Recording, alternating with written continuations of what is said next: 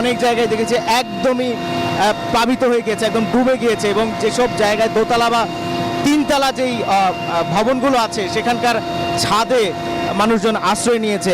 বিমান বাহিনীর যেই হেলিকপ্টার আছে সেই হেলিকপ্টারটি এই বিভিন্ন প্রত্যন্ত অঞ্চলে একদম গ্রামের দিকটায় তারা এখানে গিয়েছে এবং যে তারা এখানে দেখছেন যে আসলে সবচেয়ে বেশি কি অবস্থা, সবচেয়ে বেশি বাজে পরিস্থিতি কাদের, এবং অনেকেই দেখেছি যে আমরা ছাদে দাঁড়িয়ে ইশারা করছে এই মুহূর্তে হেলিকপ্টার থেকে বিমান বাহিনীর ত্রাণ, সেই ত্রাণগুলো নিচে দেওয়া হচ্ছে। এই এক একটি ত্রাণের প্যাকেটের মধ্যে চাল আছে, ডাল আছে এবং শুকনো খাবার যেগুলো আছে সেগুলো আছে, বিশুদ্ধ পানি আছে এবং পানি বিশুদ্ধকরণের যে ট্যাবলেট সেই ট্যাবলেট আছে। কারণ এই মুহূর্তে সবচেয়ে বেশি যেই অভাবটি দেখা দেয় সেটি হচ্ছে নিরাপদ খাবার, মানে সুপেয় পানি।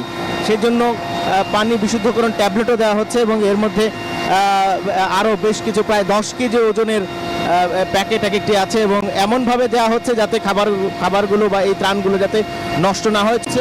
আমরা দেখেছি যে রাস্তাঘাট যেগুলো আছে সবগুলোই একেবারে ডুবে গিয়েছে। ফেনীর মানুষ আসলে পরিস্থিতি খুবই ভয়াবহ। আমরা এই 1 ঘন্টা ধরে যেসব এলাকা দেখেছি সেসব এলাকায় আমরা দেখিনি, এমন পাইনি যে সেসব এলাকাটা প্লাবিত হয়নি। একদমই যোগাযোগ বিচ্ছিন্ন হয়ে গিয়েছে, কারণ গত 2 দিন থেকে আমরাই শুনতে পাচ্ছি যে 2 থেকে 3 দিন হবে মোবাইলের নেটওয়ার্কও এখানটায় পাওয়া যাচ্ছে না। একই সঙ্গে যেহেতু রাস্তাঘাট একদমই ডুবে গিয়েছে, প্লাবিত হয়ে গিয়েছে, সেহেতু এখানকার সাথে আশেপাশে যত জেলা আছে একদম সাধারণ মানুষের আত্মীয় স্বজনের সাথেও যোগাযোগ করা যাচ্ছে না, যার কারণে আসলে কে কী পরিস্থিতিতে আছে সেই পরিস্থিতি কেউ কিন্তু বুঝতে পারছে না।